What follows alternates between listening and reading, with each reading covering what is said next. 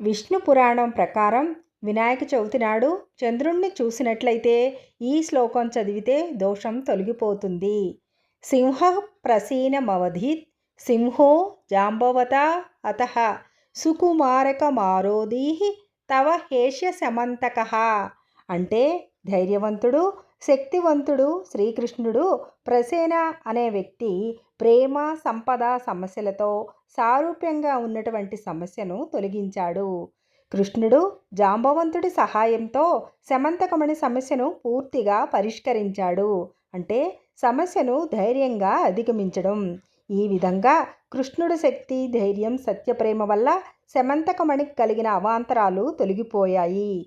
ఈ శ్లోకం ద్వారా కృష్ణుడు సింహుడు ధైర్యం, శక్తి, న్యాయం, జాంబవంతుడు సహాయం, భక్తి, సహకారం.